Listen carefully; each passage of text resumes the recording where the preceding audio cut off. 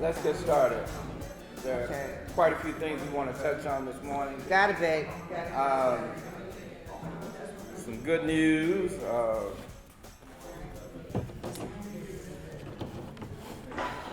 Beverly and myself went to a meeting last week for this grant that we have been awarded.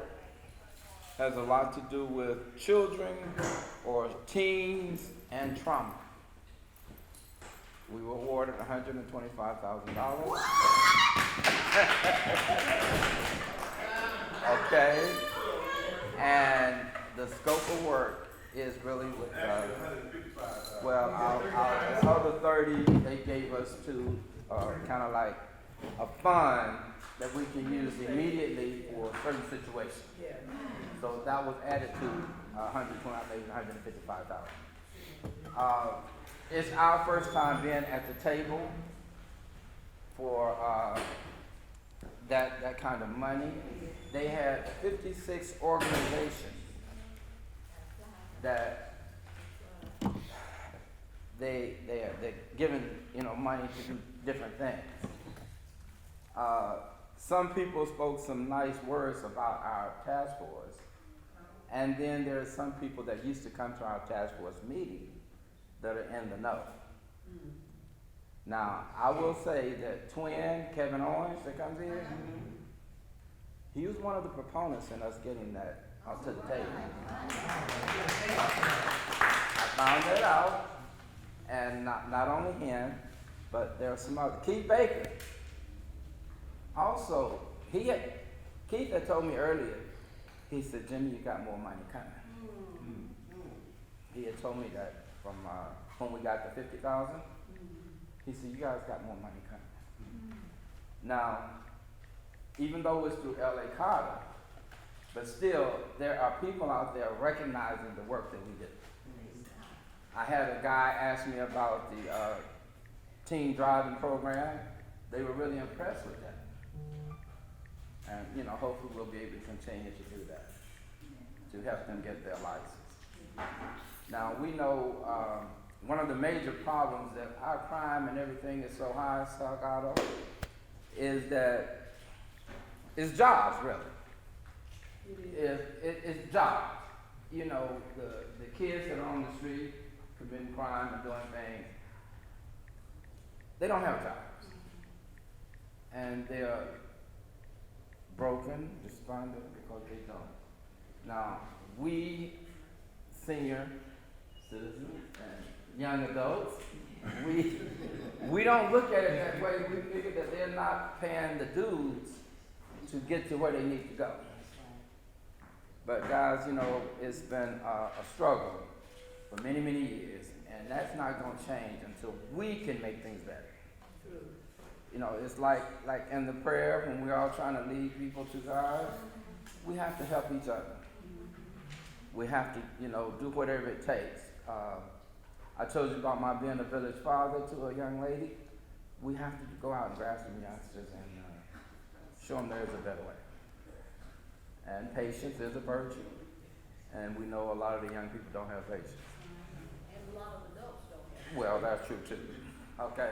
But anyway, that was the good news I wanted to share with you, that we are getting ready to get real busy to match the scope of work we have to do for this grant.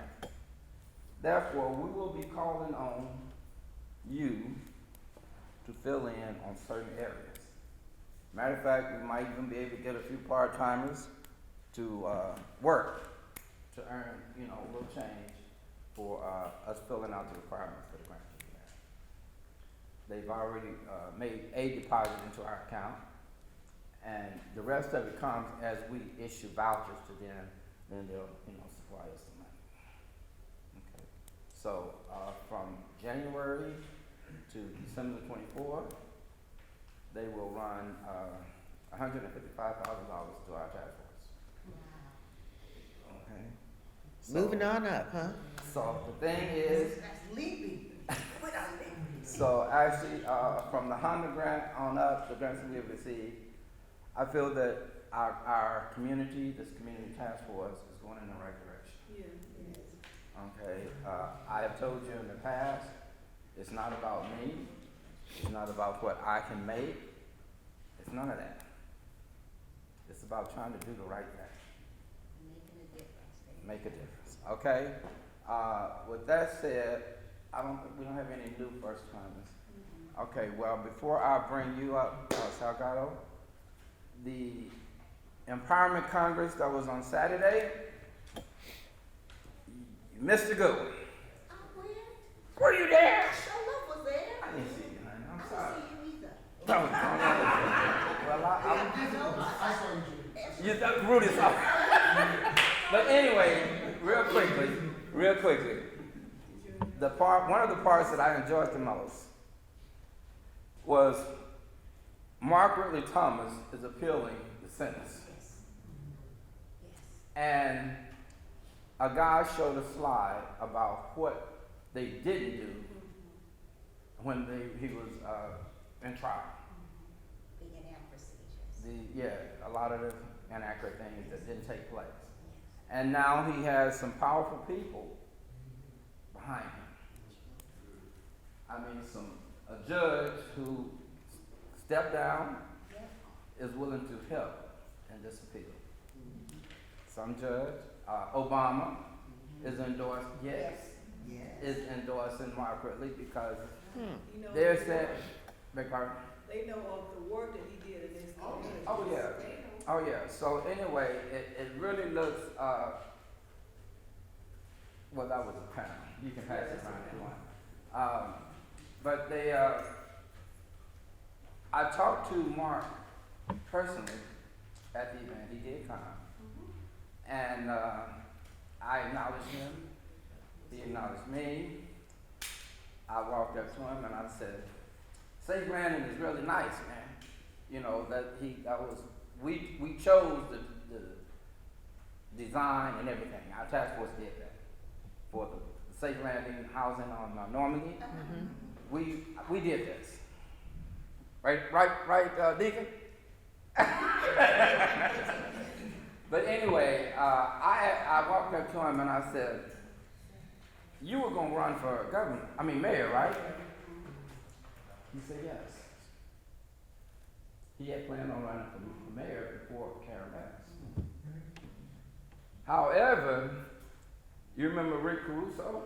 Yes. Rick Caruso was appointed to chairman of some board that he was out to eliminate his competition. And I talked to Mark about that. He said, hold that. You know, like don't let it out. I said, is it because of Rick Caruso? You know, he said, just hold it. You know, he had to watch what he said. But he don't know that he can tell me anything. But anyway, I'm telling it anyway, huh? But anyway, it was really an interesting thing. And guys, it's one of those things that we've always heard about the powers that be that control what goes on in our neighborhood, in our city, on our street. It's the power in the world. It's the powers that be. When they come up with a plan that they want something done, it's going to happen, and they don't put it out there in print for us to read it. Okay. LA Times put out that Mark Ridley had misappropriated $8 million. Come to find out it was $500,000 that's in question.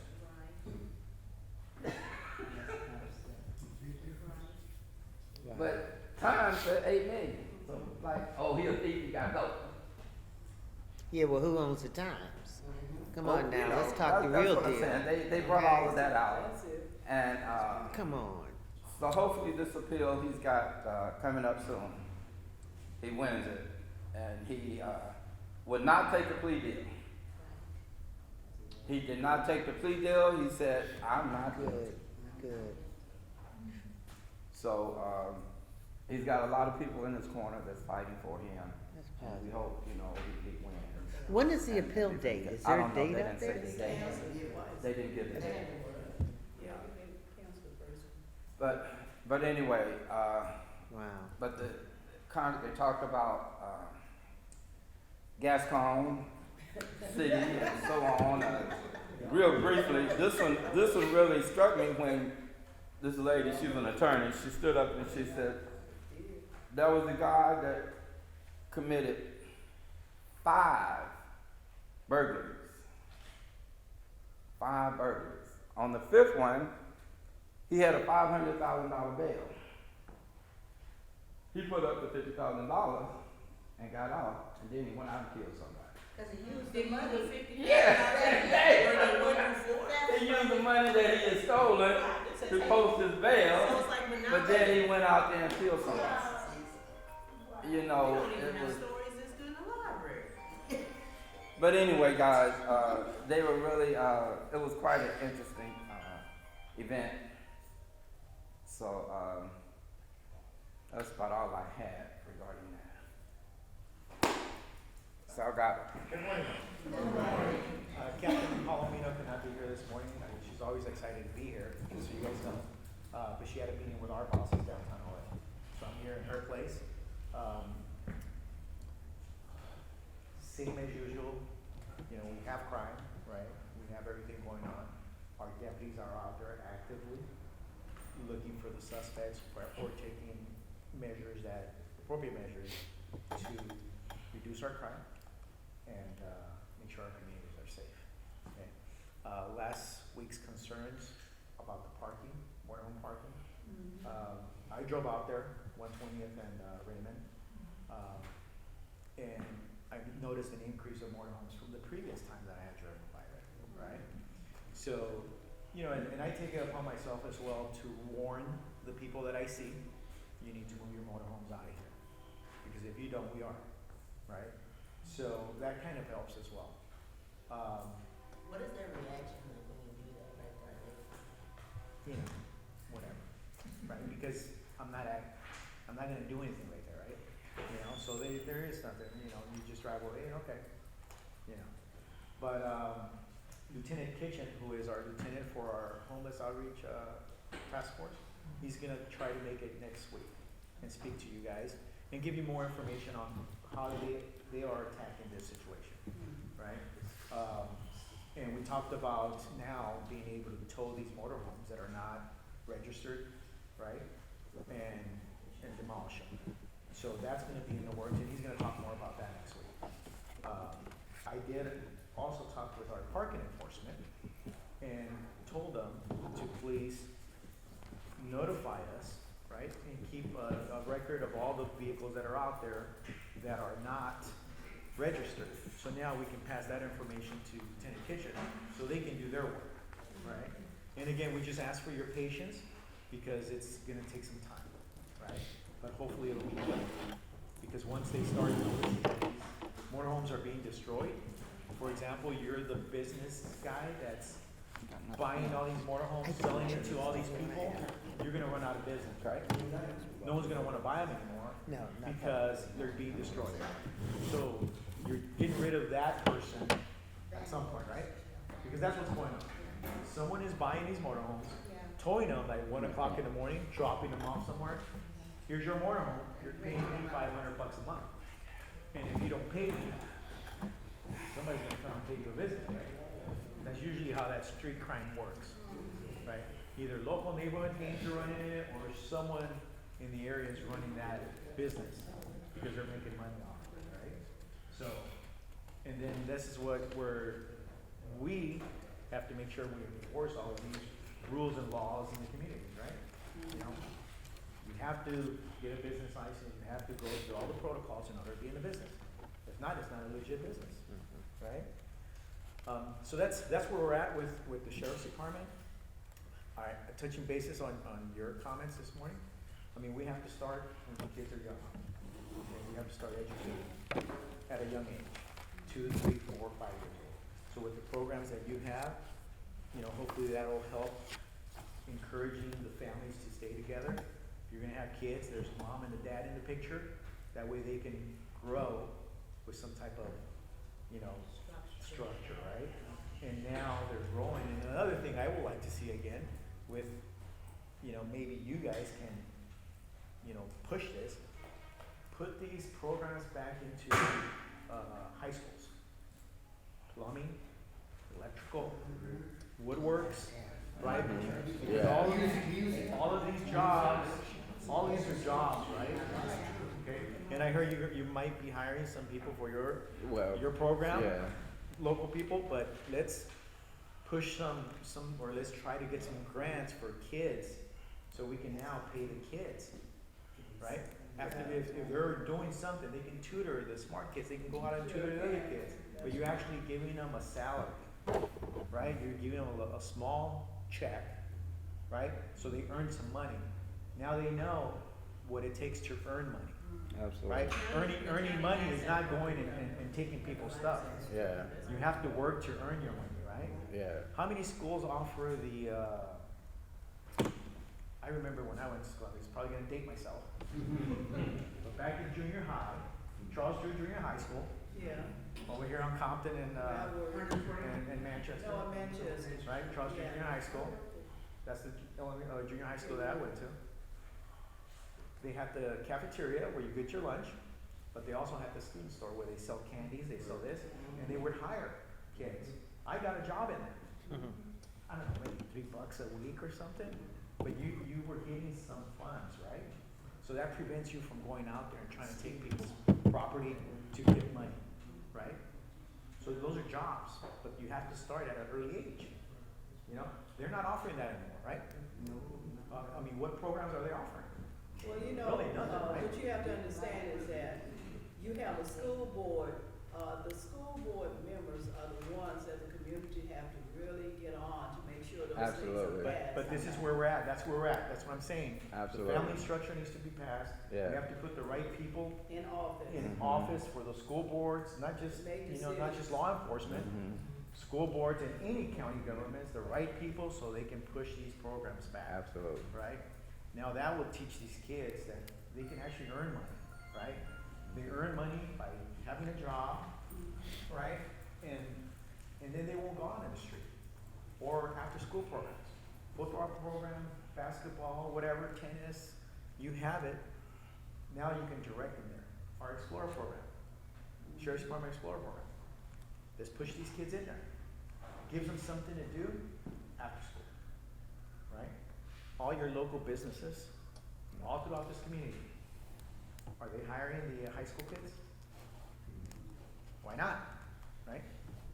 Have them associate with the high school, and then they hire high school kids to go work at the Pollo Loco, at the McDonald's, and now they're getting jobs, right?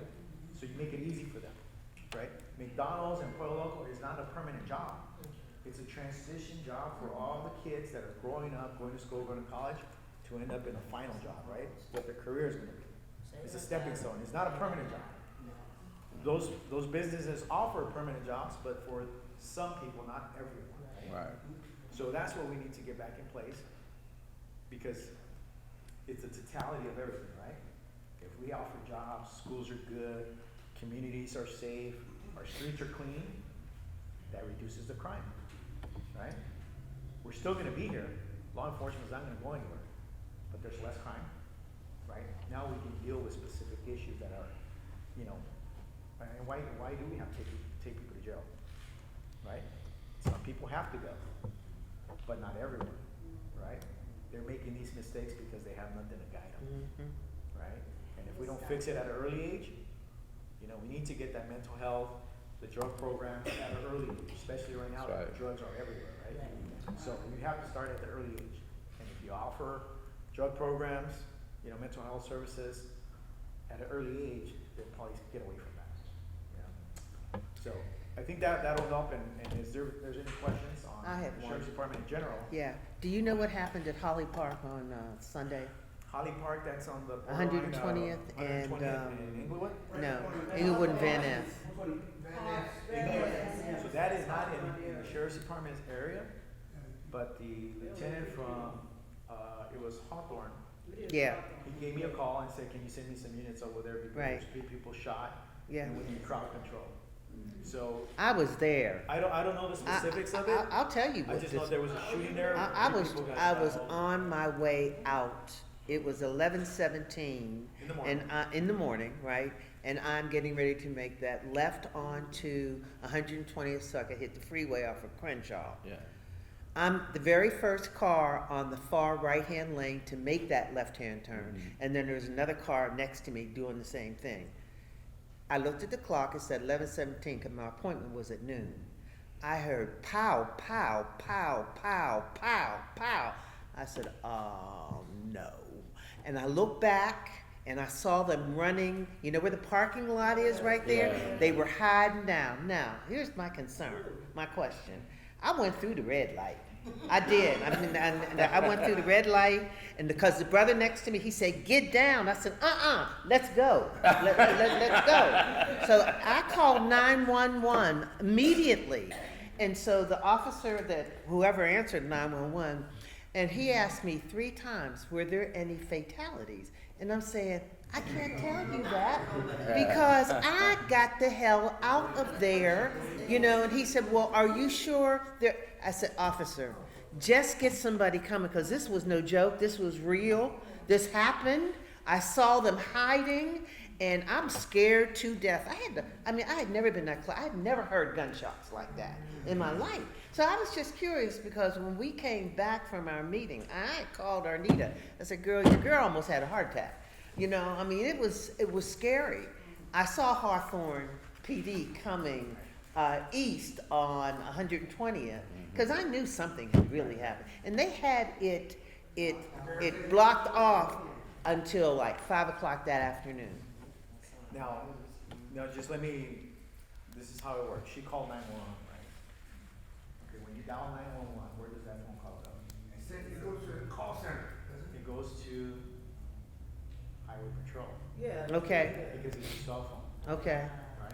Yeah. So, you know, and they're gonna ask you some questions because they need to clarify stuff, right? So you have to be patient when you call. You're in a tough spot, but that's all You you bet. saw. Yeah. And that's all I saw, that's it, right? Mhm. But you can't provide any more information, but if you can, you provide it. But it goes to Highway Patrol Command Center, and now they're asking you where is it at, right? So they can call Hawthorne PD. And say, hey, you have a caller for gunshot victims at this, or gunshots at this area. So they start responding, right? And that's how that phone works. So you're not talking to the officer here. You know, when you call 911 in our area, you're calling CHP first, and then they transfer that call to us. Gotcha. So imagine how much time goes by, right? Yeah. And then you're frustrated because no one's there yet. Yeah. How long does it take for me to get from here to there? From my station to 120th and Bennett. It will take 3 minutes, maybe 5, if I don't get stuck in depending on time of day. And with your lights and sirens, right? Because now people don't respect the lights and sirens anymore either, right? You're driving with your lights and sirens and no one is pulling over, so they must be handing out licenses. That's not a question anymore, right? That's not a question anymore on merge to your right anymore, right?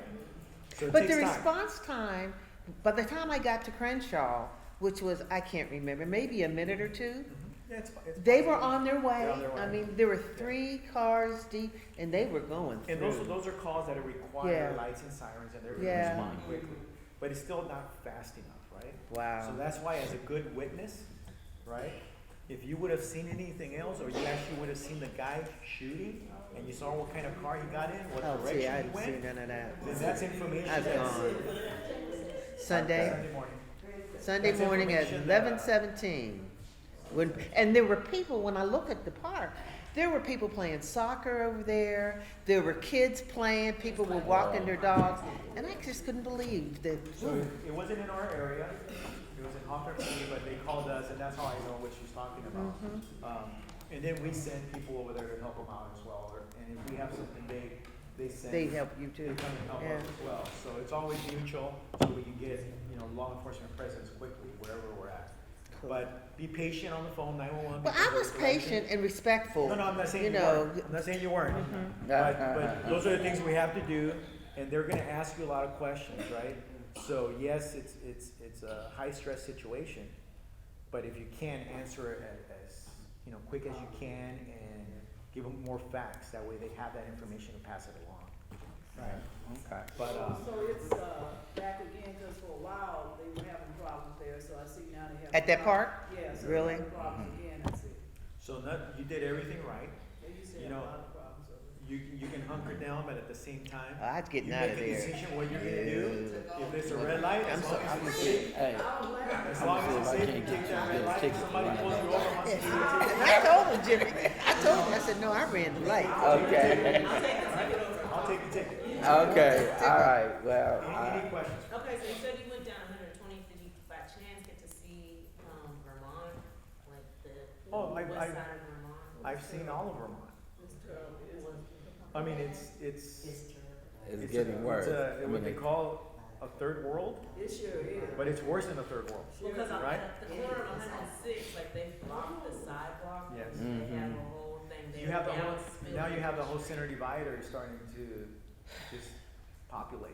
right? go back to what it was. But here's the thing, it has to be, the enforcement, it has to be done and it has to be maintained, Yeah. right? Because if we clear out a certain area, we have to maintain it, right? And if we don't maintain it, they come right back, right back. They do. So this is consistent, right? And like I said, by us destroying these motorhomes, it's gonna eliminate that guy that's providing it, right? You're not gonna have that, now we're gonna have to just deal with the tents. Well, because we have that one building, Yeah. towards that 106, it's been there Yeah. for some months. And then we're allowing the parking lot here, just north of the 105 freeway. We're allowing it, right? Not we as in myself, but whoever is responsible for that parking lot. It's through the metro system, right? So why anyone in metro hasn't said, hey, we need to clean this, this is parking for ridership, right? So if you wanted to go public transportation, where are you gonna park? You're not gonna go. So, but you allowed it for one motorhome, and then there was another one, and then there was another one. And then they said, hey, everyone can come in and live in here, and now I'm sure there's someone charging people there to park there. Yeah. Right? Do you think that doesn't happen? I'm gonna provide security for you, give me $20. Right? So all those things, I mean, we need to make sure that all that gets taken care of. We need to clean that parking lot, so they won't leave from Vermont to that parking lot, right? And once we clear that parking lot, we make sure we secure it and provide a roving security so no one stays there, other than the people that use ridership. But until the community get up in arms. Until they're not you're- gonna I didn't do think anything. about it. And that is what it's gonna take, everyone, and, you know, it's not my job on how to do it, That's right. but I would go and talk to all the businesses on Vermont Ave, right? Starting from Manchester, all the way this way. And all the business owners, here you go, this is who you need to call, and this is what you need to do. And all 100 of you need to show up here on Tuesday, or need to call out people that are responsible for that. Meaning that you call us out, and I'm gonna tell you what I can do. You call the other agency, who's gonna do it? Who's gonna do it for us, right? Or, I've heard other communities, they started cleaning up their own. Yeah. You know, those are things that are being done, right? Yeah. So you is your community, right? So what do you do for your community if no one else is doing it? You take charge, right? Yeah. Yeah. Again, this is something I would personally do, I'm not telling you to do that, but other communities have done that and they're successful. Because this is your community, you know? Do not commit any crimes, right? Do not violate any laws, right? You do it the right way, and then people will get the attention, and then all of a sudden people will start helping, right? You know? All right.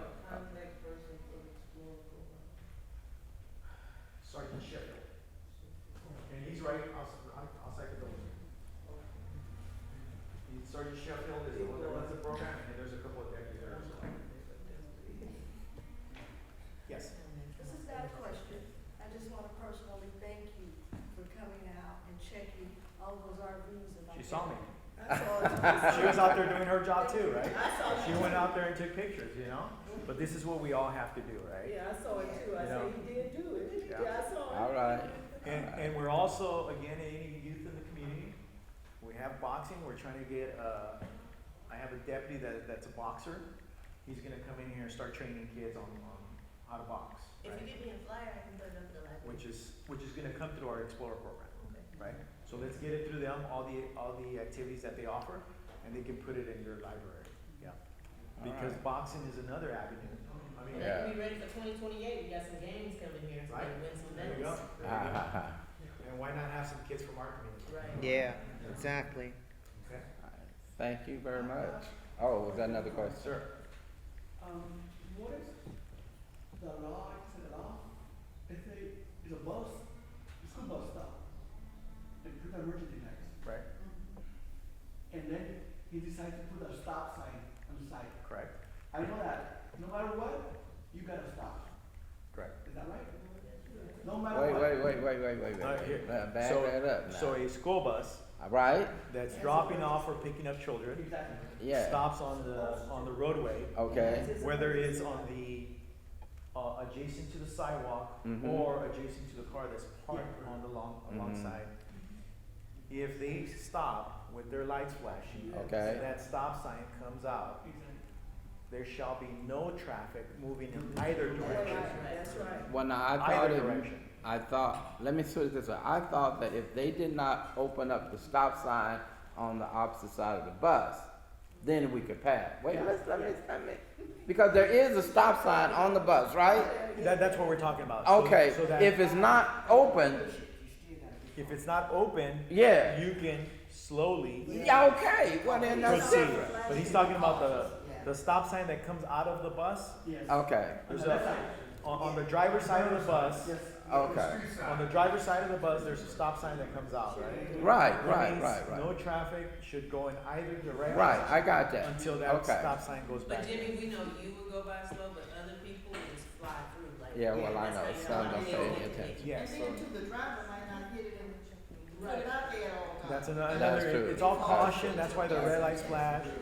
And Okay, But that goes back to what you were talking about with the lights. Back with the and sirens, DMV, like, correct. they're not paying okay. That's one of the questions on the DMV booklet. I mean, That's I don't know, right? right. She never does. She never shoots it back there. That's Vermont is real, I always stop there. There was any time going that way. Okay. And actually, I stop, I put my emergency, I stop. But trust me, people, Like you said, it don't stop. Correct. And that's on Vermont and Imperial. the gas station, Okay. But that goes back to the DMV. On what side of the street? going that way. Sir. Going that way? So it's on the other side on the LAPD side. I'm not pushing it to LAPD.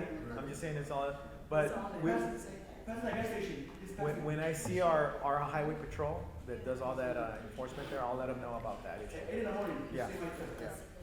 Yeah. And then that's another thing, we can take advantage of our highway patrol who does the traffic enforcement in our county area, right? Primarily traffic enforcement, traffic collisions. They have, officers that can come out and help us out with any type of hazards like that. Speeding, up and down the streets, they can come up and set up, operations so they can they're gonna get tickets. Yeah. And sometimes community members get a ticket, they get upset, but we all have to slow down. Isn't that what is that? It's not a ticket, but it's a thing. Well, you're gonna get a ticket for speeding, No, and I then mean, for the stop sign for the bus, Yes, it's a something- very expensive ticket. very expensive. Yeah, it is. It's almost like a HOV. Yeah. Okay. Yeah. Yes, He can go and then I. go ahead, sir. Are you in a position to talk about this new development of new cameras coming for folks who are speeding, take pictures of cars that are speeding Where- and going to, it's cameras that used to have. Where am I on the- Red lights, they're gonna change that now. Actually, Cars we're, that are speeding, they get the license plates, they're gonna send, a ticket Political. to the registered owner of the vehicle. You're next. All right, for somebody You're who's next. speeding, 11 miles an hour past the speed limit. Right, Are you, have you? Where is familiar with this? that? Where is It's gonna be countywide. It's coming in 2024. You ever heard about I that?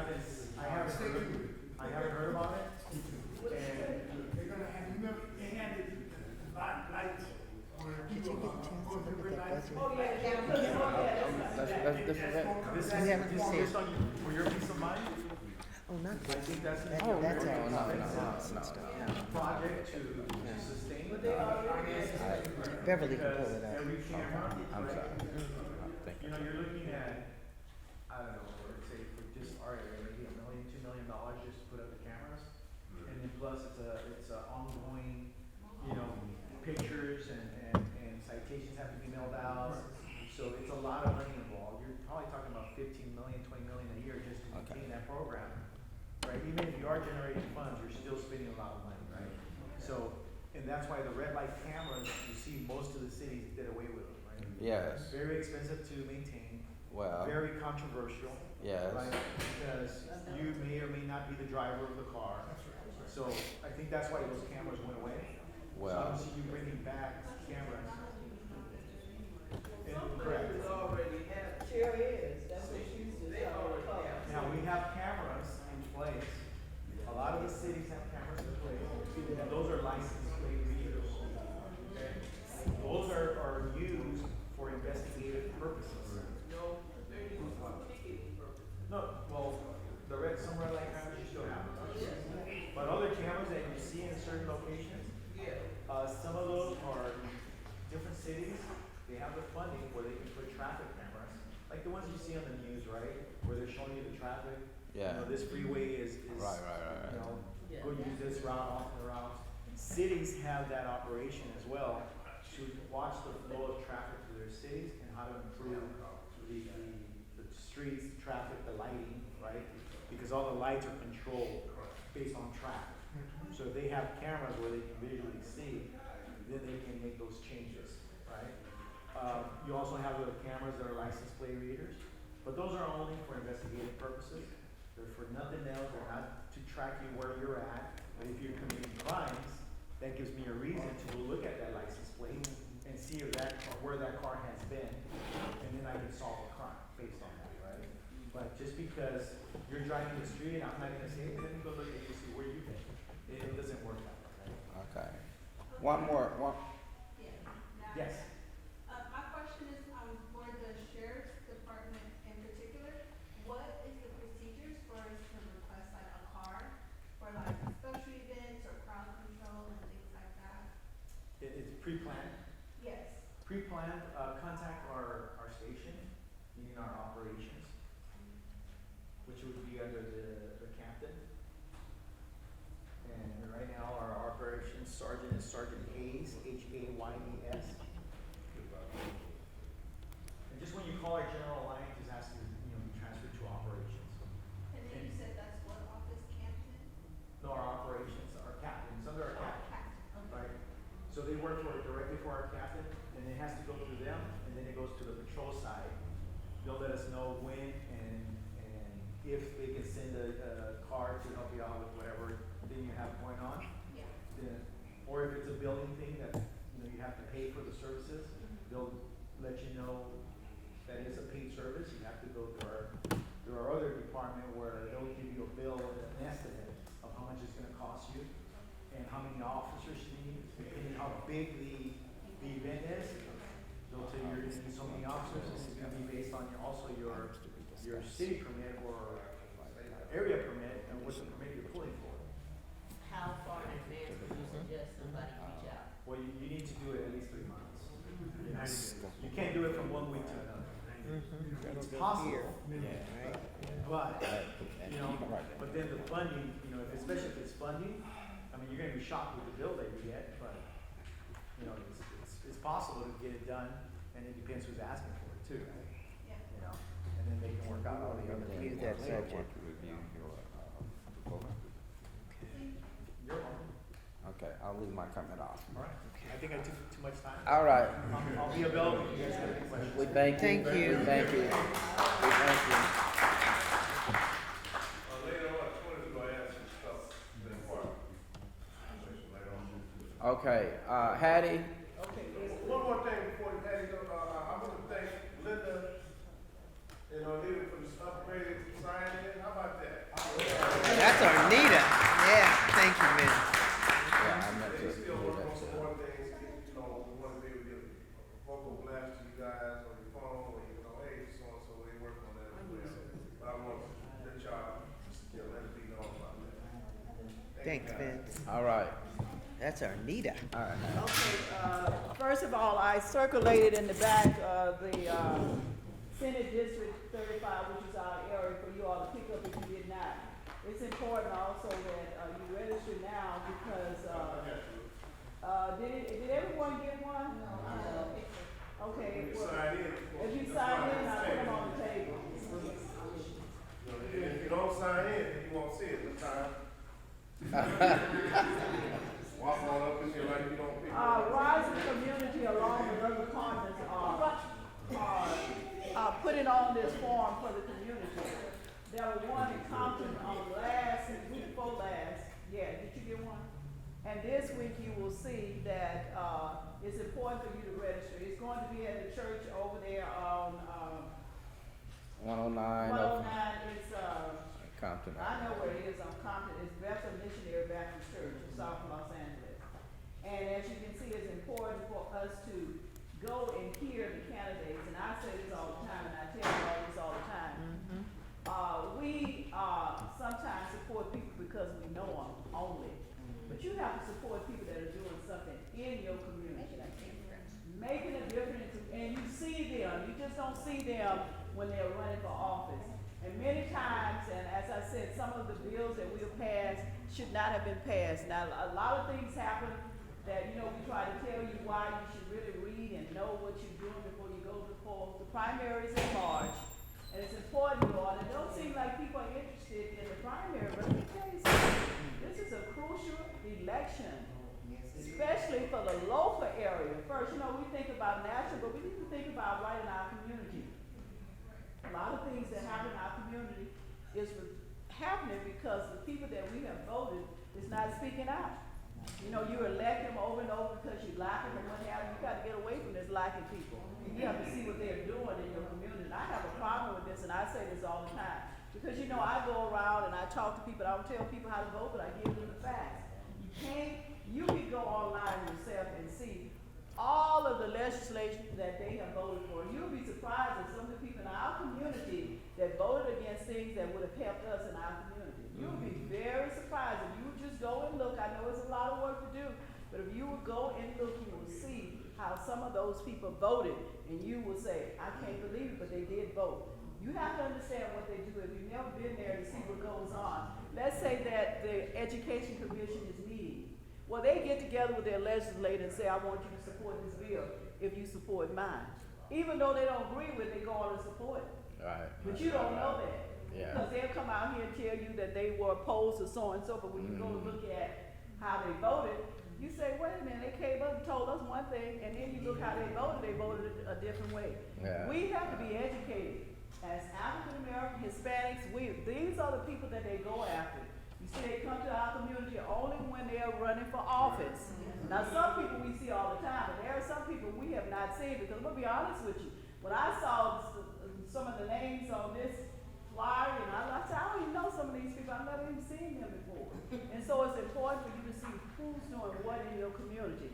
This is not the only thing. We have a big race now for the school board in the district in our area. Listen to all the candidates, the judges. We had 2 judges last time that should have got voted in, but they did not because they didn't have the votes. One of the one that came here, I think she lost about 2 or 3 votes. Yep. It's important that we know who we have in our community. And she grew up in this community. I just knew she's gonna win. Yeah. Yeah.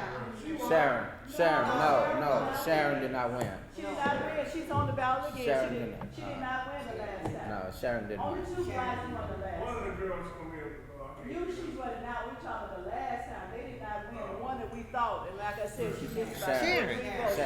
Sharon. And everybody was surprised that she did not win. But let me tell you daughter something. came We to don't go vote. to the polls. We say that we vote. Remember her But daughter we came do to not vote. vote. The most of the people that vote, Yeah. I have to give credit to senior citizens, African American senior citizens are the ones that voted you all. 60% of the vote from our people are from senior citizens. Yeah. We have to really work on our young people to vote. And we, you know, now you can register kids at 16, so when they become 18, they're already registered to vote. Yeah. And if you need the forms, I can bring them to you, Sure. from the library. And all the time. today I cannot do it, but there are a lot of bills that have come into law starting January 1st. I'm not gonna go into them right today, but these things right now that you need to be aware of. As I go and I see people out there, having you to register to sign for. Those petitions? Petition. Mhm. I've told y'all over and over, don't sign those petitions. It might look good because what they put in writing, they only give you a summary of the bill. The bill is like 100 pages, pages. It's not no 3 or 4 pages. You all think it is, but it's not. You have to really read and see what you're signing. They have to get the signatures to get on the ballot. I know, but just read, when somebody So tells we you this is perish for lack good, of knowledge. that's right. But the point is, when they say this is gonna help you, you should know right then, it's not about you. When they first tell you this is gonna help you, community, think about it. All these things we passed you all, how has it helped us? I always talk about Proposition H, I have to keep on talking about it, because I know how much money was spent for homeless. Mm-hmm. And that's Yeah. been what, 6, 7 years, and we still passing all these propositions dealing with homeless. And look at our community. Mhm. Because let me explain something. I know what the bill said, what they were going to do. And when I heard that person came last week and said they just started, look how many years that was supposed to be in place, you all. Right. And they now just getting to do that because the community is up in arms. You know, we can't blame Karen Bass for what's happening. Homelessness has been here for a long time. But what are we gonna do about it? Because I do go to other communities and I see, and we see all these in our community, all these vans, and I go to other communities and I don't see that. So that's telling me something, that the money is coming into our community, but we're not getting it. I'm glad that finally the task force is getting a little money. I'm calling it a little money because Yeah, everybody it is. else is getting big money. Twin will tell you, he and I've been talking about this for the longest about their program. I say, Twin, do you know how much money they got for your program? You all only got a small amount. I know. You all need to start opening your mouths and start talking about that, and they finally start doing it. We need to really start educating our young people, really start educating. He said something that's very important. We have to start at an early age, teach them about voting, the importance of voting, and why it's important for them to vote. Because a lot of them are saying they're not even gonna vote this election, you all, quite a few, because they see what's going on. We saw what happened yesterday, that We Trump did. got. An hour. Landslide. Landslide. Yo, but that's Iowa, I'm from the Midwest. It doesn't matter. Let me tell you something. Ours is just a tip of the iceberg. Yeah, it You all is. just talk about Yeah. ours, but I'm talking about in the state of California. You all did not know. You have a lot of people now have changed over to be Republicans. Did you all know that in this state? Yeah. You have to I know. watch now. A lot of Especially- your Asian people are now especially going up to in be the Oakland Republicans area. now. Yeah. A lot of them, a lot of Hispanics now That's are it. becoming Republicans now. A lot of those who own businesses and what have you, they're not Democrats anymore. So we have to start educating our people. That's basically what I have to say, because I can get Okay. on my top. Oh, yes. But they wanted to do political first. They wanted me to do political. But anyway, May I have that Tracy back? and them have already put it on the website. That is on there too. What It's you on want there, back that is there? on there. I sent out a letter and then I asked for support. I asked for support from, the task force because many of our members in here are part of the National Association of African American Parents and Youth. And we are having a summit on March the 5th, which is Supply Primary Day. But- Explain that one, Patty. Okay, you can go online, it's on here, this is online. I know. Okay, application for NAPI also, but look, I was just thinking when I was at home, if every African American, a Hispanic or whoever, an African American just gave $1 in this whole United States, No. we would be very powerful. Oh, boy. I'm No. serious. That's how Obama started off, with just $1. But if you think about the fact that we would just give to this organization, because it's moving, you all, well, you know it or not, it's moving. It's really moving because we have some very key people now who's got involved, not only here in LA, but all over the United States, because we need to really think about educating our African American kids. But we got to first educate our parents. That's where it is, y'all. We have to start teaching them. So what is going to happen on March the 5th? I had 35 that signed up a long time ago, 35. So if you haven't signed up, it's only $1, and we have the applications, we appreciate that you sign up today. Yeah, I wanna get that out. And these ladies right here stand up work very hard. I have to give them credit for it. Because stand up, they work very hard with us. Stand up, they do. The reason I say that because she's over registration and she does an excellent job and she works right with her right hand, but she does an excellent job in registration. Last year when we had our first summit, it was outstanding, but we didn't have enough black parents there. We had a lot of educators and we even had whites and Hispanics that attended. We had a whole table of Hispanic parents that were there because they were concerned about their kids as well as African American kids. And so we have to work together. I always say it's important for us to work together as one. It's not no 2 or 3 or 4. God is only coming back for one church. And I say that all the time. And he's coming back. And the same thing with people. If we would work together, we could see a difference. Okay. I came from the South. I'm going to just tell you, I came from the South in the 60s. I was very young. But we got out and went from one house to another, telling why it was important for them to vote. My father died with having his voter registration card still on him. I keep it today because when they first in the South got an opportunity to vote, my father went out and voted. And when he died, when he was going through his things, I found that first, and I still have it, when he applied. Because we as the kids were the one telling them, Daddy, you all got to vote. You got to. We wasn't even eligible to vote. And so we have to start doing this again as people of color. This year, 2024, if we don't wake up, believe me. I'm telling you, you ain't lying.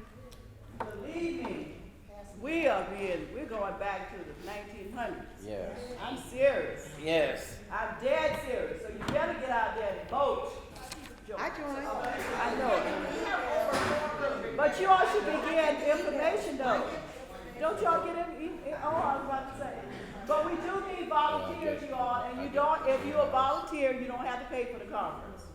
If you're a volunteer, you don't have to pay for the conference. And we have some very outstanding speakers and workshops that we're going to do this year. And I just want you to come and see what we do. You know, she knows I don't go to all the meetings because I can't meet there every week. But they're meeting every week. Yeah. I'm the co-chair for the education portion of the program. So it's important for you to come out. Give Dr. Culpepper that. Oh, I sent him a letter. Okay. Is he a member? I'm going to find out. Calm down. Go ahead. I was gonna say, Come on, sir. also, if you have more, maybe, this could be dropped off at the middle college. Oh, You yeah. get a chance to She has some, you have some more? or some of the other Yeah. high schools as well. Okay, he put it on, they put it on the Website. website. And Dr. Culpepper came in at the right time. Yes, he did. Yes, he did. Yeah, right. Right. Okay.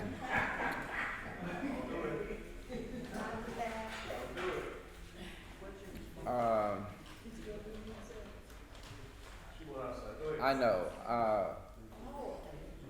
Community intervention. Twin, you want to come up for a minute? And then we'll get Culpepper after you.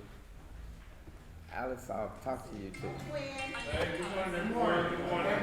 Yeah, my heart and my mind is kind of like occupied because I lost one of my mentors this morning, Robert Rubin. Robert Rubin from the Vermont Village Development. Yeah. Christ Church? Yeah. Man. He passed it? Yeah, last night. Yeah, so that kind of threw me off, but Yeah, I know it. we did have an uptick on shootings in the Westmont area. You know, like I said, 91st Normandy, 94th and Dinker, 105th and Dinker, 170th. And you know, in the areas, they kind of condensed because you have the city and the county that's intertwined with each other. So it's critical that for the information that we get, that we find out who this person is, like the race or the name, so that we can deploy our team out there. Because I oversee the Trauma Prevention Initiative contract through the South African National, through the Office of Violence Prevention. which I'm the founder of the Office of Violence Prevention, and I'm the founder of the Trauma Prevention Initiative, which oversees the Westmont. We started in Westmont, ended up in Willowbrook, to Pomona, to Antelope Valley. The last like 14 years, we've been trying to like build this working professional relationship with sheriff department to, you know, to show, improve the quality of life and relationships with each other, because I'm not the one to be pointing fingers at each other, you know, who's doing what wrong. How do we get together and make this community safe for everybody? And so that's always my approach, and I think this is most everybody's approach in the community. We have to develop a relationship with them because we're here together. And so far as the incident, the young man that was murdered on 94th and Dinker, LAPD, they caught the people who did it. You know, so that's a good thing. And the wonderful thing most thing that intervention does, we try to prevent retaliations so that law enforcement can get in there and do their job. And so that's one thing we do in the city, to where their clearance rate is very high, because once you stop retaliation back and forth shooting, they have more time to investigate these shooters. So that's why you see with the grid and the intervention team working along with each other on a professional level, is they able to solve more crimes. And that's what we're trying to provide for the West Athens Westmont area, is to reduce retaliation so that detectives can do their job, because chasing, shooting after shooting, they don't have time to put all the time and effort in each incident. And we just want to make sure that we had these mothers and these families, feeling some type of closure to their loved ones being murdered and killed in these communities. Because my mother had witnessed it herself, and so that's what we're trying to bring this community. And you know, like, people don't understand what Westmont and West Athens did in the last 14 years and creating the Office of Violence Prevention. It started right here with this group meeting, talking on what we wanted. So I think it's critical that we do get the head sheriff in here. Right, you know, right. I don't think the deputies are being, I don't think they're being supported like they should, and we need to know what he plans on doing with it. They need to be paid adequately. They need to be trained professionally, you know what I mean? So they could be feeling satisfied and supported, not only from us, but from their chief, from the head sheriff, and from the supervisor. So that's something we can control, and I think we need to put our voices in their rooms, to make sure we can accomplish these things, because we need each other at the end of the day. That's how we're gonna make this community work, from the community to our elected officials to law enforcement. We play a critical part in that, and we can make changes like that. We all work together. So that's where we at right now. Did you speak on 120? Yes. I believe they said it was over a dice game Sunday up in Holly Park. It's really One sheriff was talking about earlier when we started. I was there. Yeah. So they said, On the street. Because the community look at it like it's a sheriff problem, but it's Hawthorne. Yeah. You know what I mean? It's the way that park sits. You know what I mean? So these are things Was that a fatality over there? I believe he did pass away. Really? I believe so. There's a rumor though, but I believe he did. But this is how the information that we need to keep our community safe. It has information out there to share with our neighbors and our kids to let them know this occurred over there, because sometimes we don't get this information. And we need information so we can pass on to community members so that we can all keep each other safe. Because keeping information to yourself is not going to help no one. All right. So I think just, sharing and just be vigilant and just supporting each other. But my energy is kind of off this morning because I lost this great man in my life, but I'm here. Okay. Support. Yeah. One more thing, Coach Williams, is that app still active? Citizen app? Yeah. They make you pay for more information. They give you basic. So explain what that is, bro. The Citizen app is just, they capture all incidents that goes around LA City, county, and they give you information about a shooting might occur, but now it's just profitable for them now. So in order for you to get more information, they make you pay, $5 or $10 a month to receive that information, and that's So on your phone, if you My got wife your have phone, it. and Twin said, it'll cover your phone. If you Yeah. get home, you'll see What's going on and where it is. Twin, before you step down, I did acknowledge to the ones that are here today that you, along with others, were partly responsible for us receiving the grant that we have. Yes. And I just want them to, see who you were. The people that did not know. There were others, but we appreciate you speaking on our behalf to those that were giving out the money. Right. And I know you've always said you was going to try to do what you could. Yeah, we're gonna do We that. appreciate you, brother. Thank Okay, you. all right, okay. Yes, If I could add something real quick on what you said, the retaliation shootings, right? We had that shooting in Holly Park, the guys passed away. Next year, around the same time, good possibility there's gonna be a shooting. yeah, Based on this one, right? So we need to do that outreach, give families closure, right? And that way, it doesn't continue on, year after year. When I was working in Compton doing the gangs, every year we had retaliation shootings, multiple, because it was an anniversary. So they would go out there and do shootings, for no reason other than it was the anniversary. right. Right? So that's what we need to, Yeah. educate the community also on how to prevent that, right? Prevent retaliation. Yes. Thank you. All right. Thank you, you. guys. Thank you, brother. All right, Mr. Southwest College. DeCall Pepper. This has been our holiday season, and so the campus is back in full swing. We just entered into our winter session, and now we're planning for our summer session. So let me, before I get started, Ms. McFrader, just stand. I don't know if you all know that on her off time, she's a member of our LASC. Don't sit down. Our LASC Foundation, and she and some of our other colleagues on the board got together, and they took I think it was close to $10,000. It was 10,000. It was. See, I was on the money. $10,000, and they took that money to the CDC, our Child Development Center, and they distribute that money to families at the Child Development Center. This is what LASC does. Thank you. Right on. Yes.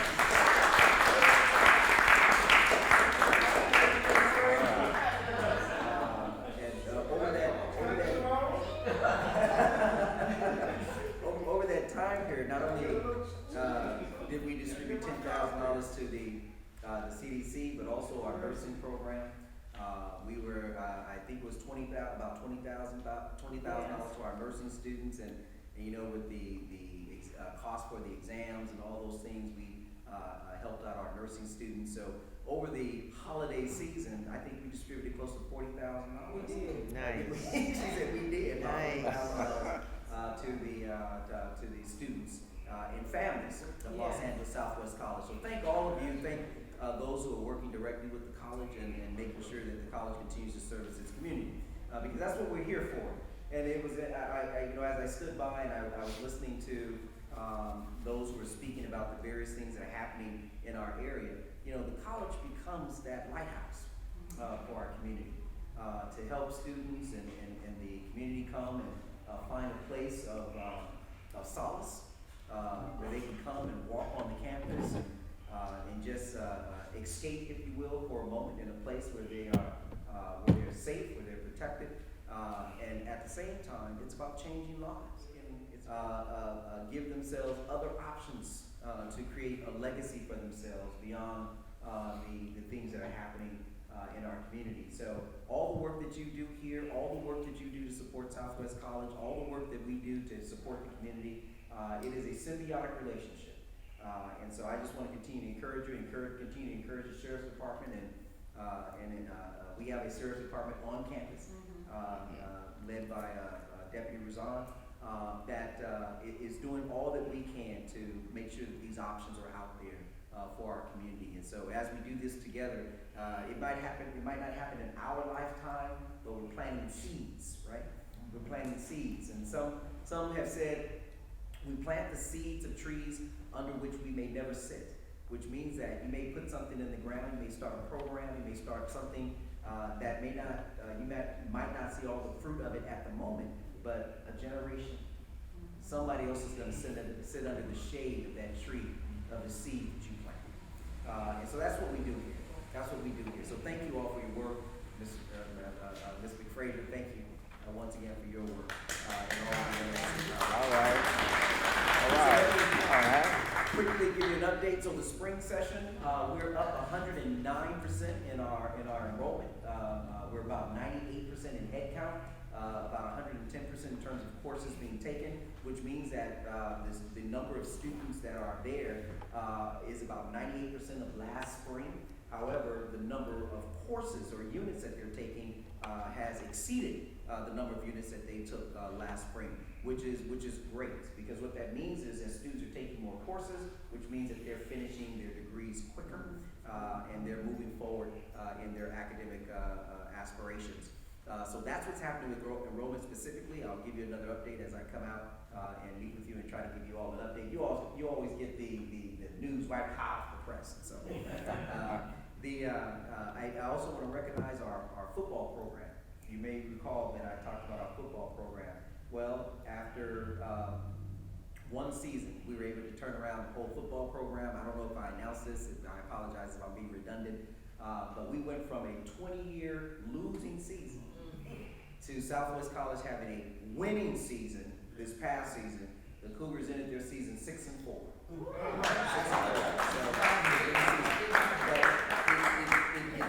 It's not only about the program itself, right? It's not only about the program itself. What happens with the football program is that it creates a shared experience with individuals in the community, young men, black and brown, coming onto the campus, having a shared experience and getting to know each other beyond the external things that we see, our skin color. You know, as we celebrate and continue to celebrate Martin Luther King, they say day, I say week, just celebrate it all week long. Even month, if you celebrate the month. You know, he says, you know, he had in his I Have a Dream speech, he said that he wanted his grandchildren to be judged by the content of their character and not the color of their skin. And so Southwest College is about building that character, building those things that can translate and transfer outside of the academic experience. But with that being said, remember the football program is, yes, we want them to win, we want to shout and scream and all of that. But we certainly know that in each student that is involved in the sports program, they are required to remain academically eligible. Right. Which means that they have to keep a 2.5, 2.3 grade point average. So you're not only talking about excellent students, excellent athletes, you're talking about students who are building on the excellency of academics. And that is what brings this this program so close to me, because if we can, and we will, continue to duplicate this across all of our sport programs that we're bringing back to the college. We're even now talking about women's flag football, and you know, bringing that back to the college, and making sure that our high school campuses get on the agenda early enough so that they can play in the arena. Don't play with me, man. I'm not playing. I am very serious because we need to know that the college is there for our community, and everybody wants to use our resources, and we want them to use our resources. All right. And we try to be as fair and equitable as we possibly can. And so, but yes, and so we know that the sport programs, if you look at what's happening in the K through 12, there are a significant number of those students who may not translate directly or transfer directly into four-year institutions, but the community college gives them an opportunity not only to continue playing the sport which they love to play, but also put them in an environment where they can get a great education. And so that's what we're working on as one of our key pillars for this academic year, as we look forward to hiring our athletics director, and the athletics director will continue to have the responsibility of building out those programs, especially as we meet Title IX requirements, which includes having both female and male programs equally and equitably. So as I close out, we are certainly encouraged by our women's basketball team, led by Coach Chevalier, who is certainly having already in her preseason debut, is having a wonderful success with the women's basketball team. And if you didn't get a chance to stop by the gym. The gym is now 95% complete. There's some other things that we need to do to it, but the gym, which has the only 3 full courts within a 10-mile radius of this district. We had our opening of the gym, and the men Cougars came out on the court, and we I don't even remember what Rio Hondo's score was because it was so low. But we scored 109 points on the debut. So you're talking about christening the gym, the Cougar gym. And I was at the board meeting. I said, "There's one thing we know about Southwest now.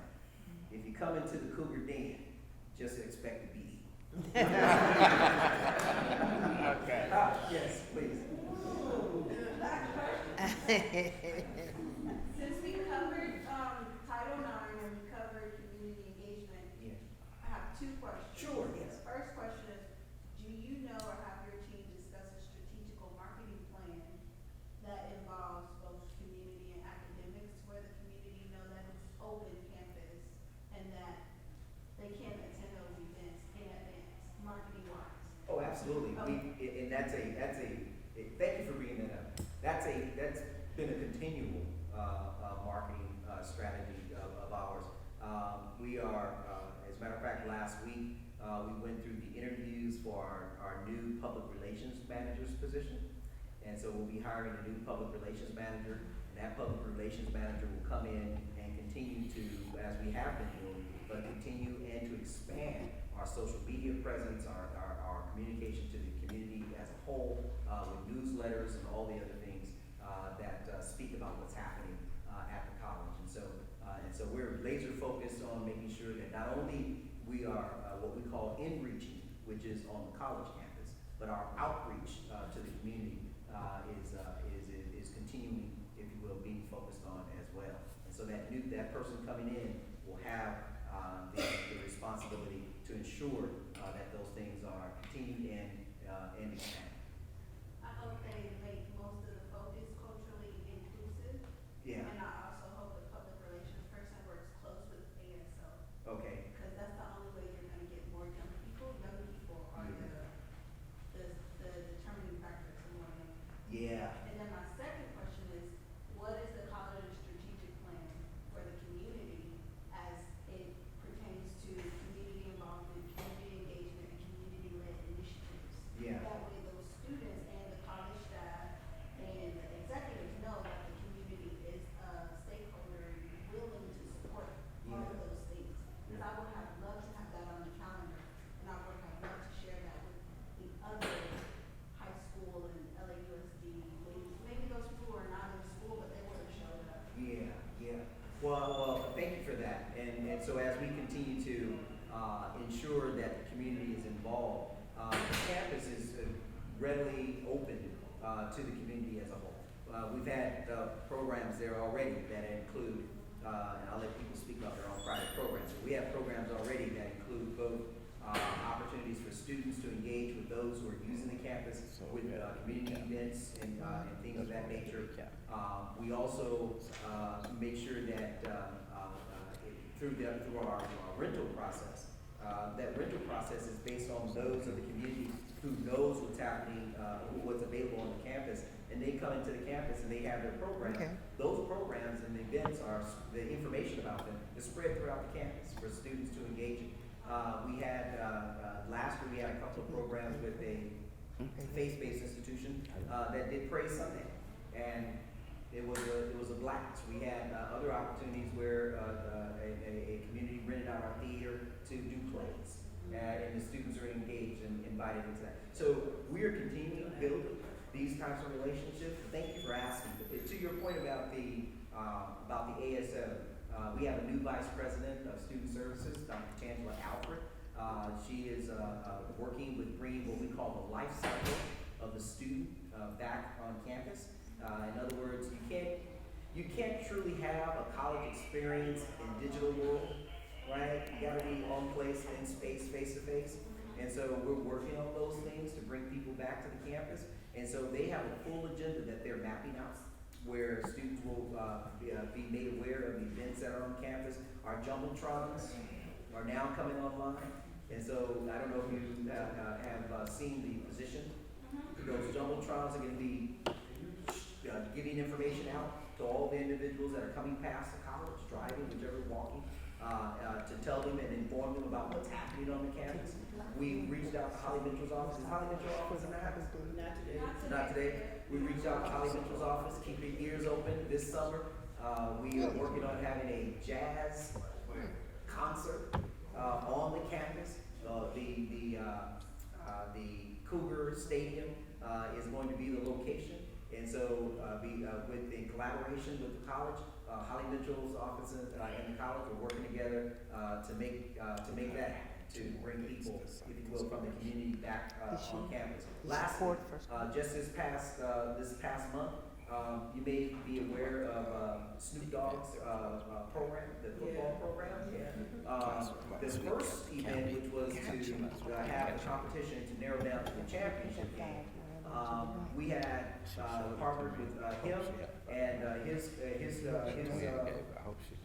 representatives, and we had over 2,500 members of the community and other places come on Southwest College campus. That was in December. That not only included adults, but it included people like young people who were interested in the sport, and they were excited about being in the college stadium. The second one was on January. He did? The second, did they win? They have never lost. His grandfather and I were talking about, he's never lost. They've never lost. So what will happen when they lose? But they've never lost. They got, hey, that's right, never lost. Well, when he gets ready for the college ball, Must be in the he signs genes. up at Southwest. We got it. Must be in the genes, huh? Never lost. The question is, how can we continue, especially all the Right, initiatives that the task force and partners have, Yeah. how can we get the students there first? Yeah. Because we know everyone, once they find out outside of the community, they're going to show it. But how do we get our students first to be involved? So Yeah. I'm glad you did clear up that that's being blasted out to the students. Oh, absolutely. We still have, for instance, task force still has the virtual community action plan that's still open to students free of charge.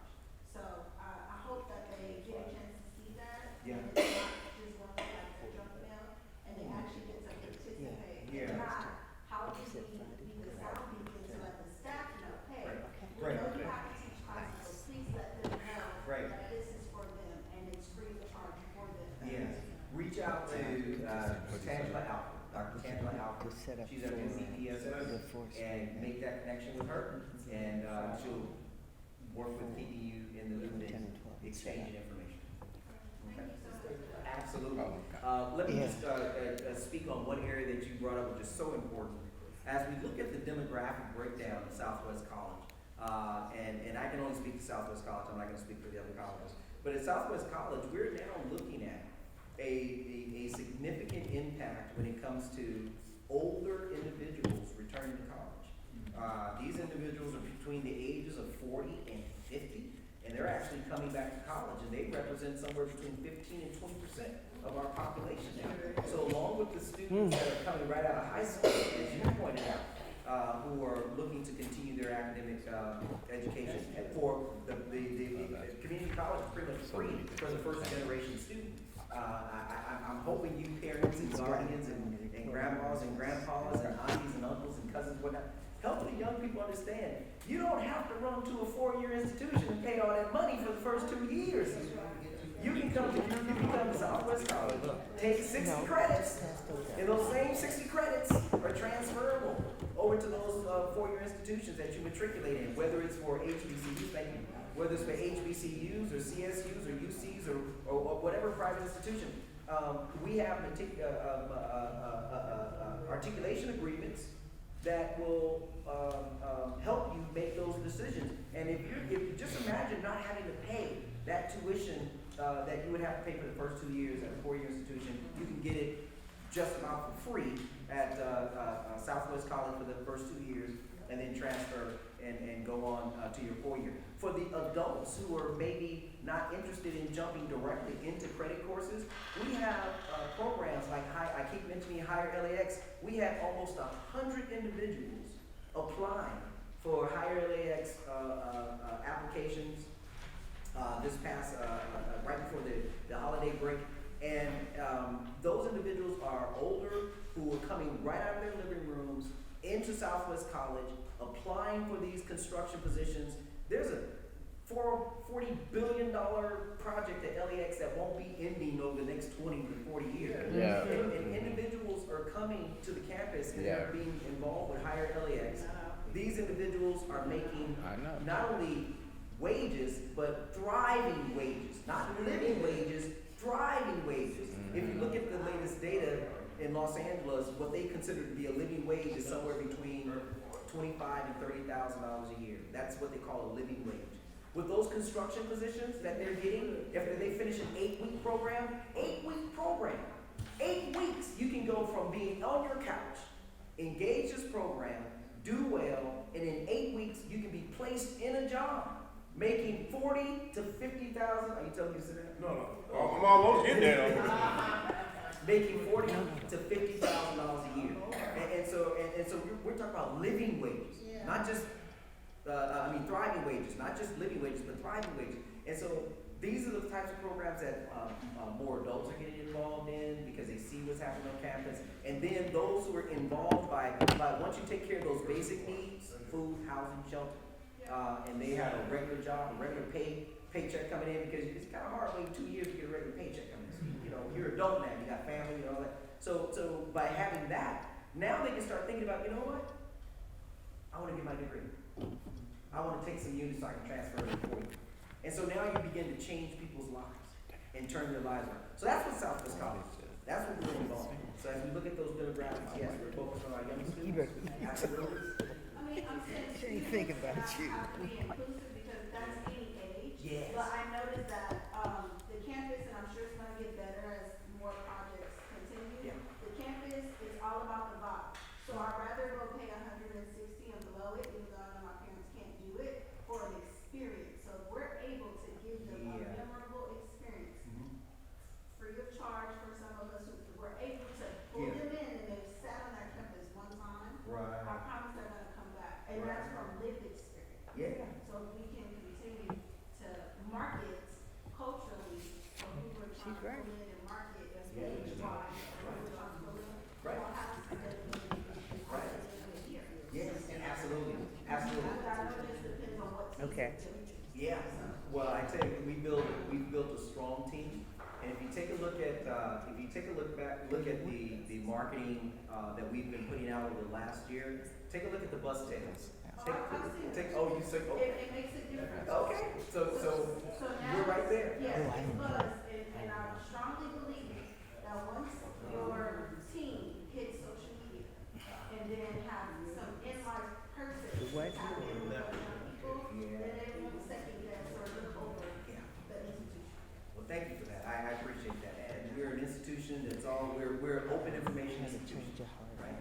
So I appreciate that, absolutely. All right, Thank you. you're welcome, right. thank you all, have a good Thank day. you. Thank you.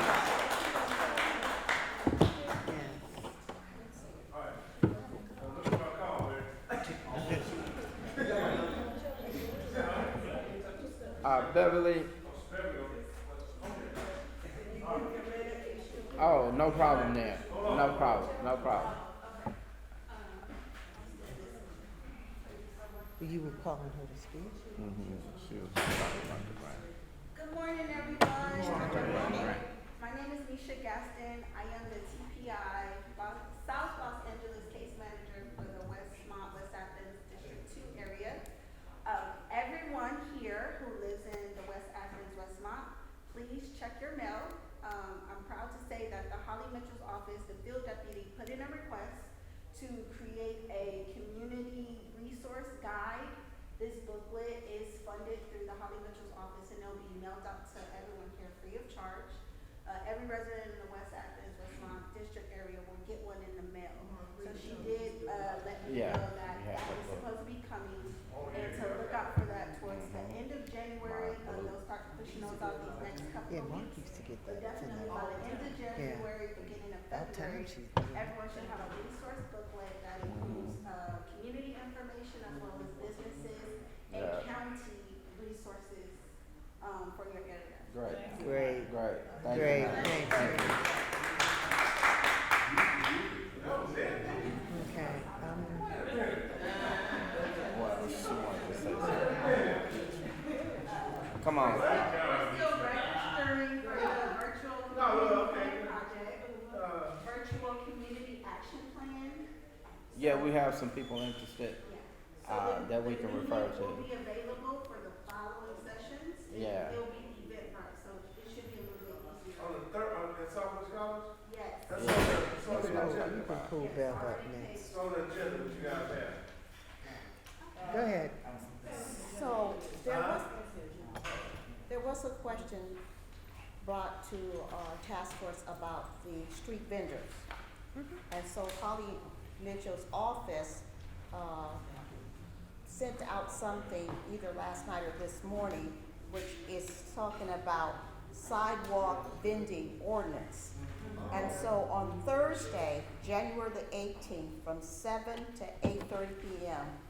at the Alondra Park Recreational Center, that's in Lawndale, they are allowing people to come and listen and get information. So I went ahead with that invite and signed up. And so if you can't come, I'll go acquire as much information and then bring it back to our association. Give us the times again, will you? From 7 p.m. to 8 p.m. And the address of the Alondra Park Recreational Center is 3850 Manhattan Beach Boulevard in Lawndale. So I will go and then And if you that's could- on the date, the what? January 18th, January Thursday, 18th. this Thursday, Thursday. okay. This Thursday. So I thought because we had mentioned before our concern about the street vendors, that this would be a good opportunity for me to glean some additional information to share with our group. Yeah. Thank you. Thank you. Thank you.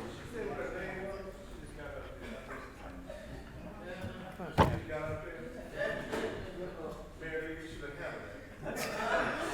I'm blaming you, Mayor. We on TV, I gotta say, Oh, Jordan tell Bev- Project. Beverly. I mentioned a little bit about the grant this morning. Okay. Okay, but you can go on into what you have. Alrighty. Good. Almost afternoon, everyone. Thank you for being here. Again, I'm Beverly Matthews, one of the board members of the task force. Just to give you an update, Jimmy mentioned our grant with the California Community Foundation. Part of our, and I want to thank Julius, another board member who helped put the grant in. So wave your hand, Julius, so they can see who you are. Part of the grant, it's a community empowerment for violence prevention pilot program.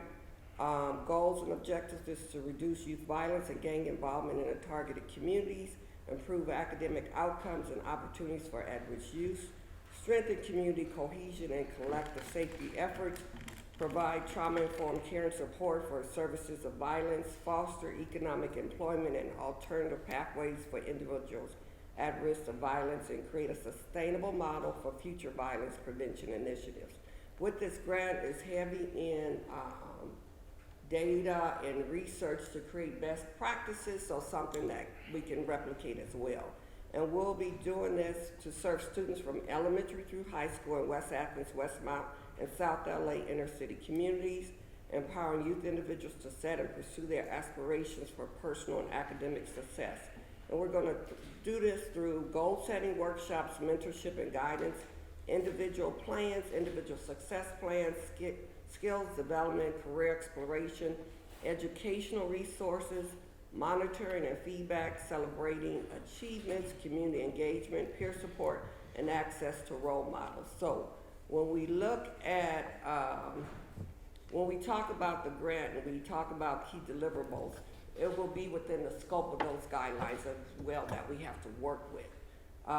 So we're gonna develop a youth action plan that is tailored to each community's unique needs and current drivers of violence, employ staff with lived experience within the community being served and experience working with youth, center youth voice in planning and implementation of proposed program, integrate cultural appropriate trauma-informed care and positive youth development practices, include collaboration efforts with community partners to support youth program implementation, participate in program evaluation activities with support from Office of Violence Prevention and the California Community Foundation contracted evaluator, including data, documentation, tracking, quality improvement processes, and sharing of best practices and lessons learned with other youth programs.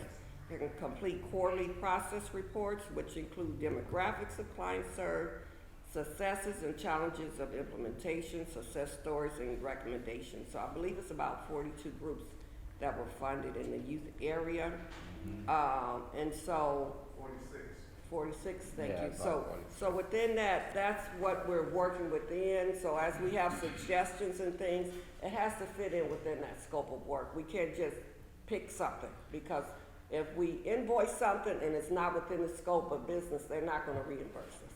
So that's why I wanna share what we're working with everybody as well. We have pockets of different populations that fit in the area that we already have relationships with.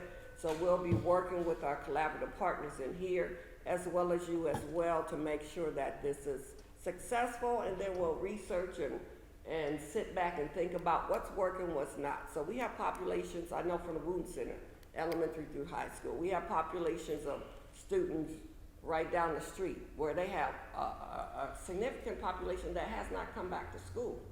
I want to know why and what we need to do and reimagine. Sure. How do we get back, and how do we meet them where they are and tie into those career paths and trades, or nurture their purpose, their gifts that they have, because what's working, what we're providing is not working. We have a population of one of our stakeholders, he's working with continuing ed students. And so we have that population and cohort of students that's already under certain different umbrellas that I want to tap into and not recreate the wheel, and look at how do we provide something different that's replicatable and duplicatable. And this is through the American Rescue Plan, which is federal money. And so we have to, we're going to a compliance training this week, Linda, myself, Julius, because we want to make sure that we're doing things starting from the beginning the right way.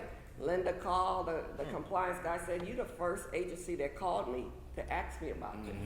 Because we know that whatever we do, we want to build on top of it and not guess, not imagine. And they're allowing us to use all their resources, all their already documented forms and procedures. So they're getting us ready to get more federal funding, state, city, local funding. And as we do that, we want to build capacity within the room as well. Okay? Any questions on that? And so it's a work in progress. It's effective January 1st. And so we're working together to, identify our population, who we want to work with that will value what we bring. We're not babysitters. We're not throwing anything at the wall. Who's going to value what we bring? Okay?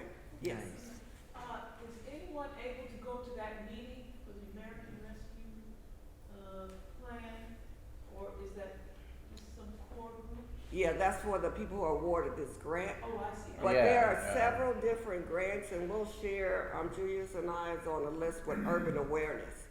I'll get your email. There are a good group of people that also helps get you ready and share lists. Yes, Julius? Just to piggyback, the actual funding is coming from a different source, and you can go and research the source of funding, but the initiative that's been passed out to the task force, this has already been established, and this is what she's presenting here for everybody to be able to openly collaborate with, and if you want about that. Yeah, that's where you can get that. Yeah. Okay. All right, so thank you about that. And then on the, with Southwest College, as Nisha mentioned, we had the VCAP training last Friday. It's still open. The rest, next 7 classes will be online. It's amazing. It will open your mind to a whole different way of thinking. And what's been done intentionally in our community. And as he said, millions of projects are already funded in our community, and we want to be able to have the intellect, the knowledge, and the vocabulary to say, this is what we need in our community. And so we're training folks to do so, and it's youth through seniors that are available for it as well. And then, so our next class is this Friday at 6 o'clock. How do you sign up, Bill? 6 How do to you do 8. So what we'll do is send a link. We'll send a link out to everybody. Okay. So if you want to join, please do. Okay. It will. Yes, Zoom. Uh-huh. It's amazing. It is amazing. What time is it, Beverly? 6 to 8. Okay. Yeah. And we're being taught by Michael Redler. He's an architect that's taught all across the country and also He heavy. consult with the federal Yeah. government and USC, but his passion is about our community. Okay. Yeah. Okay, and our summit is postponed to the 27th, so I talked with Dr. Culpepper, and we're April 27th. Really? Mhm. Okay. All right. And it was good to see Twin and Ceasefire in the MLK parade yesterday and some of our other community members. So we got some pictures and video we'll share with you, okay? All righty. Yes. All right. Good. Yep. Thank you, Dr. All right, Jimmy, may I? Yes, Speak. please. I mean, that's a hard one to follow. But I tell you, ladies and gentlemen, thank you so much for those who have stepped up and joined the committee for the urban forestry program, because we're moving now. We got 2 weeks. It's going to take place here again on February 3rd at 10 until 1 o'clock. Now, Vince sent out a flyer, and this flyer, the reason I didn't let him grab all these is because I had them printed yesterday, but these are going to go to those who want to start their Canvas program right now. And I'm looking at Latan, and I'd like to talk to you, Harry, later about this, if you're up to it. If you're up to it. And it hasn't been done in Spanish yet. So when it's done in Spanish, no, there's no backside on this in Spanish. But you don't necessarily need them in Spanish, do you? No. No. Okay, so we can. But, so you want to do this one in Spanish? Yes. Okay, you got it. Yes, please. And you and Julius can coordinate that if you might, because he is the architect of this. He's the one that put this together for us. Yeah, isn't it lovely? And it really did come out well in color. So our meeting is going to take place again tomorrow. We have our meeting scheduled for every Wednesday at 6 o'clock. I try to keep it to an hour. You know, what you say? Yeah. Yes, you Yeah, did. keep it to an hour in order to respect people's time. And also to be able to get a sense on how you want to move forward in the tasks that you've agreed to take care of. Now, by tomorrow, you will receive an email package that will consist of a variety of different pieces of collateral material that you can forward to those who you want to engage in this project. Our deliverables are the most important thing to me, which means that on the 3rd, then we have to have this room filled with at least 50 people. That's why I'm asking everyone that's on our committee, and those others too, please, come participate, but bring someone. Those on the committee, be responsible for anywhere from 6 to 8 people to bring them. You know, if we have overflow capacity, it would be great. But we're moving forward, working with Julius as my sidekick on the marketing side. I mean, it's just there have been emails that have gone out on a consistent basis. I think we're at number 3 that went out yesterday. Arnita has been very gracious in sending them out. So we're trying to keep the community informed to this. And just like Dr. Culpepper said, he said, plant the seed of trees for the next generation to sit under the shade. Well, this is our responsibility. We aren't going to be here 40 years from now. Well, maybe, I don't know. But bottom line is, if we're not, then we have taken a responsible position with the LA City and the LA County to make sure what happens in our community is respectful, is attainable. They deal with the maintenance. They're just not going to come in and dictate the way this is going to happen. So I'm real excited about what you guys are coming back with this. You know, I mean, you're taking your stakeholders and you're believing in this. So that's pretty much where we are right now. Are there any questions? Will that lady here on the line on the Zoom? Yes, actually, she sent me back a text and said yes, but we're gonna confirm that today. Okay, I'll that make was, sure. the question I asked her was about somebody with this, so they can kind of tell us what kind of trees they're talking about. And whatever else you And, wanna ask. you know, whatever questions we Yeah. may have. Veronica? Yes, I wanted to ask, which piece of information is the best to, distribute to the neighbors?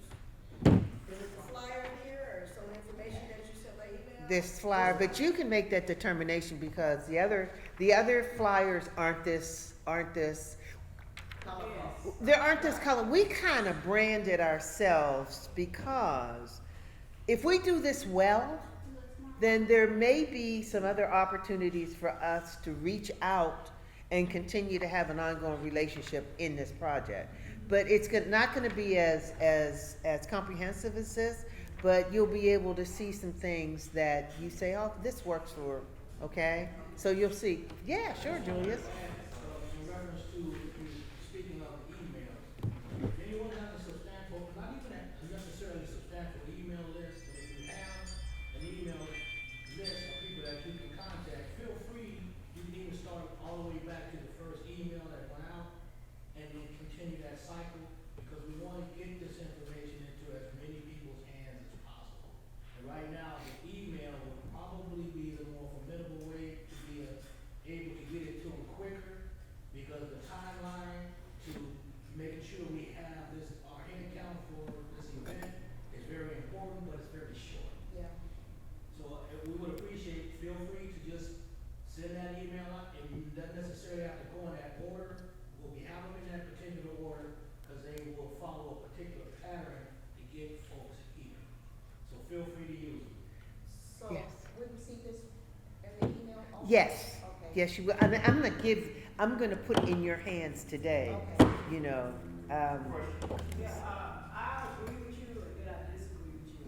Because the community, this community, if you're trying to get 50 people, you need to get some of our senior citizens who don't go on the email, and some of them do have a lot of emails, like I get like 1,000 emails, and you don't look at them. Right. I think because of the time, you need to do some legwork. Well, that's what we're putting in place. Yeah. Get these in their house, you know, more than secret. I'm gonna give them to you. Because we have Okay. problems, but even young people not reading email, you know that. Yeah. They tell me they don't even read email. Sure. So we really looking at homeowners, Yes. more so than just, young kids, but homeowners, because they're the ones who's gonna say yea or nay to having this tree planted. Alice, did you have anything? Excuse me, come on up. Your name, address, name, Social Security number. First of all, I want to thank all of you, just thank this group as a whole. I was going through something with, as a contractor and getting my certifications, which I've been certified since 2013. And I didn't understand what happened, how they kicked me out of the system. Well, Linda, she kicked me a little bit, and she told me, she said, well, just go in there and see what happens. So I found out that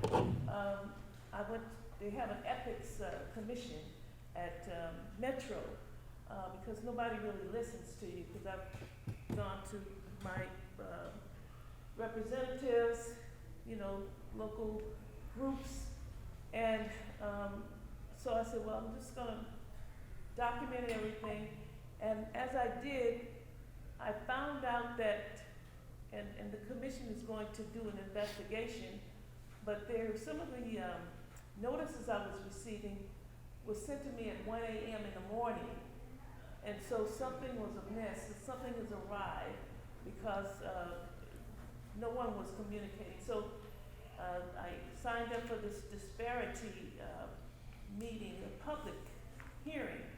I just signed up for it, I completed a survey, and then I received I received this flyer about a public hearing. So I will be going to the public hearing. If you want to put this on your phone, I just had a couple copies of this.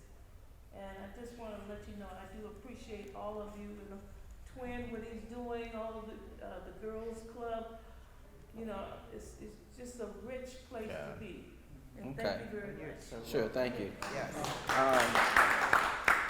Also, Vince and I have a meeting with Tricia on Friday. She wants to work with us on another collaboration regarding Metro and, well, she's a contractor, actually. She had a contract with Metro when they were talking about putting the rails down Vermont. Yeah. Okay, and we had a event here, and anyway, she wants to meet with us again. Oh. And we have an appointment Friday, I believe at 2. But anyway, we'll let you guys know what she's talking about and what she wants to collaborate with us again, because they came to us and shared the information. So I guess maybe the idea of still having a rail system come down Vermont is not dead. Yeah, so anyway, she was waiting on the next phase contract. Is why we hadn't talked to her, but she did call me and said that she wanted to talk to her. Anybody else, sister? You all mind still too? Been seeing you while I came back. Okay. Rudy, I'm sorry. I just want to thank, and acknowledge Ms. Loretta for coming and volunteering with us last Wednesday.